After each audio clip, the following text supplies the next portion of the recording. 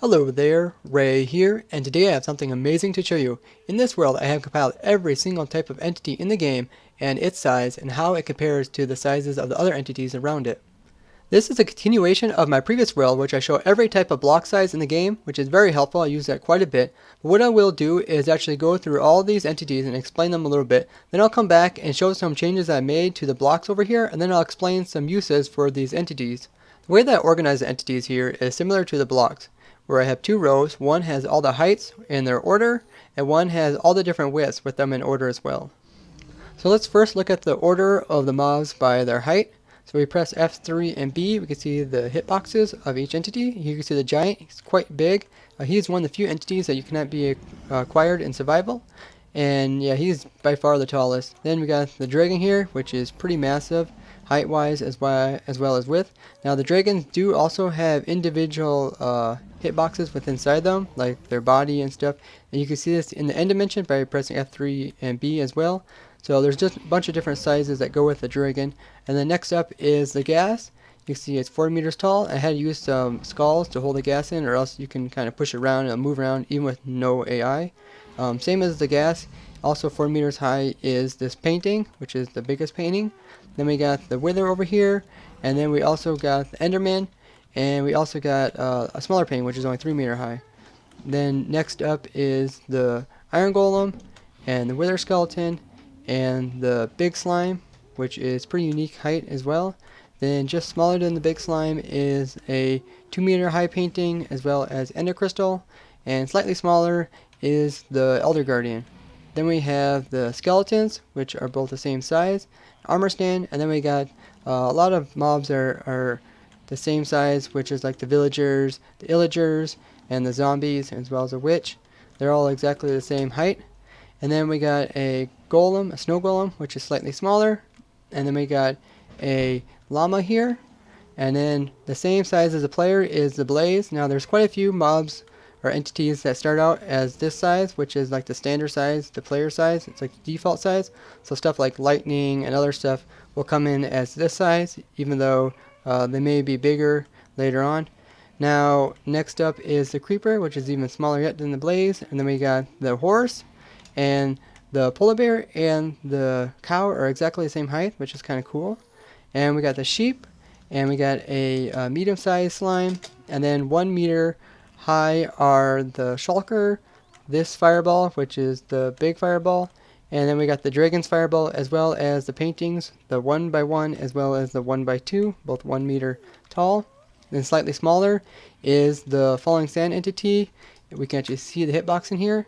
It's slightly smaller, as well as Prime TNT. That can be the same size as this. Then we have our little baby zombie here. He's quite small.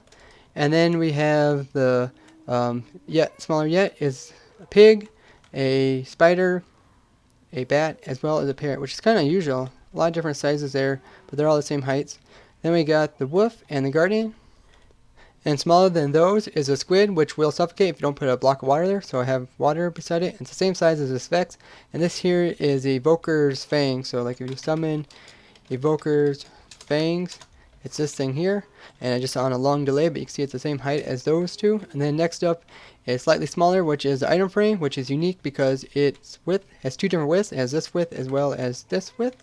And then smaller than that is the minecarts, all the different types of them, as well as the chicken and the cats or ocelots. That is the exact same height as well. And then smaller is the boat, as well as the knot or leash here. And then we got the tiniest slime or magma cube. They're both exactly the same. And then even smaller yet, we got the cave spider, as well as the rabbit here. And also arrows are the exact same height, which is kind of interesting. They're all the same height. And then we got some really small stuff, which is the wither skulls, the small fireball, and the shulker bullet. You can see the hitboxes if you get inside them. They're really small hitboxes. Like there, you can see it. Pretty small.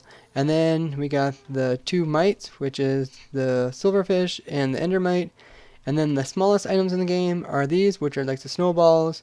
This is like the llama spit. When you do summon the llama spit, see how it shows up the same size as the player?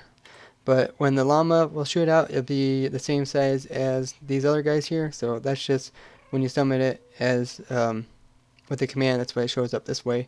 And a lot of things will do this. And then we got like stuff like the XP bottles when they're thrown, ender pearls when they're thrown, eggs when thrown, as well as throwable potions. Other stuff like this is items, as well as XP orbs, fishing hook, fireworks, rockets, and well as ender eyes will also be this size. And then there's some other stuff that I did not include in this list, which are such things as like baby animals. I did not include the different baby animals in this list of my entities here. If you would like to supply me with a list of all the different baby entities, I will add them to this list. So next up, we'll look at the different widths of the different entities in the game. Now, unlike the heights, the widths are a little bit unpredictable, so if we press F3 and B, we can look at them. Most biggest one is actually the Ender Dragon, which you probably expected. And then the Giant and the Gas are similar in size. And we also got the painting here, which we have seen previously. And then we got the other painting, which is 3 meters wide. And then we got the Big Slime, which are a little bit smaller. And we got the 2 meter wide painting, as well as the 2 meter wide Ender Crystal. And then we got the Elder Guardian, which is just as wide. And then we got a Iron Golem. You see he's pretty big. And then Spider's up next, because he's so down low and wide, he's about the same size. And then we got the Horse, which is smaller yet. And the Boat, which is quite a big jump from the Horse down to the Boat. And then we got the Polar Bear. And then next up is the Tiny Slime, or the Medium Slime. And then we got the width of 1 meter, which is the Shulker, the Big Fireball, the Dragon Fireball, as well as the painting. And then we got the width of both the Sand as well as the Prime TNT. And then we got all the different minecarts are in this row. This one's kind of unusual, but you can see the widths for the Pig, Sheep, Cow, Llama, and Wither are all exactly the same. Quite a bit of difference there. Then next smaller is the Elder Guard, or just the Guardian. And then we have the Squid. And then we have the item frame. And then we got the width here, which is of the Cave Spider, the Snow Golem, as well as the Wither Skeleton, which is kind of unusual. They're all the same width. And then we have the Ocelot, the Wolf, Creeper, as well as Villager and Skeletons, and a lot of different mobs like we've seen over there. A lot of different mobs can go in this category here. They all have the same width here. And then we have the Tiny Slimes, or Tiny Magma Cubes. And then we got the Arrow. You can see is the same as the Bat, as the Parrot, and as the Armor Stand. Then we have the Endermite, Silverfish, the Rabbit, Chicken, and the Vex. They're all the same width. And then all by itself is the Knot here, or the Leash. Then we got pretty much similar as the other ones. We have the Wither Skull, the Tiny Fireball, and the Shulker Bullet. Then all by himself is the Baby Zombie. He is actually really small. If you see his width, it's like, yeah, pretty small. They're exactly half the width of the adult zombies. And then over here we have the smallest items, which are the Snowball, Llama Spit, and we got all the other ones pretty much exactly as before. And then the smallest one is like the paintings or the item frames, which if you look at this direction, the width is extremely small. And then some stuff that can change in size is stuff like the this is like area cloud effect, which if you go inside of it, it can change different sizes. So that is yeah, it just changes sizes, so it can't really be fit into any of these. And as before, I did not include any of the baby animals in this category here. Something you might notice with these entities is the distance in which the entity becomes no longer rendered. So if we back up, we can see that some of these mobs right along here will go out of render distance. You see how they start vanishing, even though the entities behind them are still within range. And stuff like items will go out of render distance very quickly. If we just throw an item there, we just start backing up. See how soon the item just went out of render distance? And this is just a way to allow the game to minimize lag, and that's why some entities go out of render distance earlier than others. So to prevent the mobs from moving about or even despawning, I have given them all the no AI tag.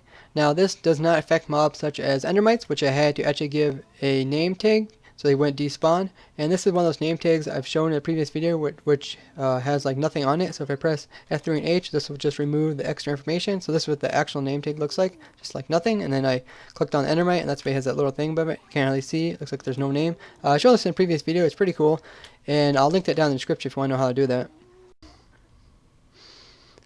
So not only is it cool to actually see all the different entities in the game and how their size compared to each other, but it's also very useful for technical players, and that's the same goes for this blocks here. I use this a lot to actually analyze the different blocks and how you can use these different blocks to hold in different entities, and you can also use different entities to hold in other entities, which is pretty cool as well. But whenever I need to look up something, like try to fit an entity beside another entity, I can look here, or if I want to try to fit an entity with a certain type of block type, I can look over here.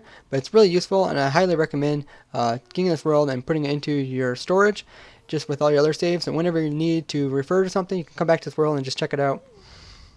I've updated the block list from my previous video, so some stuff that changed between versions is one thing was the cocoa bean. They actually added a different size for the medium-sized cocoa bean here. So previously there was only two different sizes. There was a small size cocoa bean and the large one, and then the medium sized one just took on the same size as, I think it was a small one or something.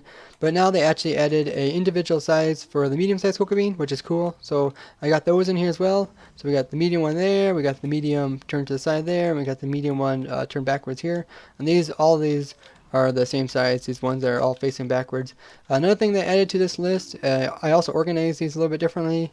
But another thing I added was this over here, which is the hoppers and cauldrons. So if we go inside them, there's actually a hitbox from within inside them pushing outward. So this hitbox here, which is this 0.425, and same goes for a cauldron, 0.425, and this is smaller than a trapdoor, which you see here is 0.488. So I also added that. And then when they also added in the medium-sized cocoa beans, they also gave them a different height as well. So right here, the big ones got changed. So the big ones used to be over here, and now the big ones are the same height from underneath as this chorus stem here. So we can look at that as well. That is 3.8, or yeah, 3.83, or 3.87. So those are two the same. And then this guy took on, he took on the same hitbox as the old big one. So he's at this hitbox, and the little one kept the same hitbox, the same right here. Knowing the hitboxes of the different entities can be helpful in some situations. So one example is like what I got over here, where you can actually place blocks over top of certain type of passive mobs and prevent them from spawning. So having a top trapdoor above horses and cows allows them to spawn still. But if you place in like an end rod here, then this will prevent anything that's bigger than a sheep from spawning, so that you won't get any cows spawning or horses. If you place a bottom slab here, then you won't be able to get any sheep. You will still get pigs and everything underneath of it. And same goes for like these top trapdoors here. You'll be able to get rabbits as well as chickens to spawn, but you won't be able to get anything bigger than that. So you can use that to decide what type of mobs you want to just to have spawn in your farm. The same can be done with hostile mobs. As I shown prior, I made a video about how you can make blaze only farm just by putting a trapdoor over top of the area where the blazes would spawn. This would prevent the mobs such as pigmen, which are taller than blazes. They would not be able to spawn in this area since the trapdoor collides with them. Now you can do the same thing for creepers, exactly the same thing with a trapdoor above the creeper, even though the creeper is slightly shorter. And this way you can have creeper spawn, but stuff that's bigger, such as zombies, won't be able to spawn in this area, and such things as skeletons won't be able to spawn there as well. But you can do the same thing for skeletons. As I showed, skeletons are actually taller than zombies. So zombies here are slightly shorter, so you can actually have a setup such as I have here, where you have a zombie with a boat on top of its head, and you have him stuck inside of his cauldron, and he's also name tagged so that he doesn't count towards the mob cap. But this way there's just enough room underneath for a zombie to spawn in this area, but a skeleton would not be able to spawn in here because he is slightly taller. This way you can actually prevent certain mobs from spawning. It's quite useful. You can apply this to other type of mobs as well. I had a lot of fun putting this collection together, but big thanks to NarcolepticFrog, who wrote a program that pulled the majority of the different entities sizes from the code, and I used this to put these together. And he did put this down in a Google Sheet as well, which I'll link in the description, as well as his channel where you can check him out. But you can see that some entities it didn't include, such as baby animals or like the small armor stand. So tell me in the comments if you would like me to add these, and if you see any entities that are missing or any blocks are missing, please tell me in the comments as well. I'll try to keep this list up to date for the future versions, but currently this is up to date for 1.12. The world download for this area is in the description, so you can see all the different sizes for the entities as well as the sizes for the blocks all in one area. So if you found this interesting, show me a like. If you'd like to learn more new stuff about Minecraft, subscribe, and don't forget to comment. Bye bye!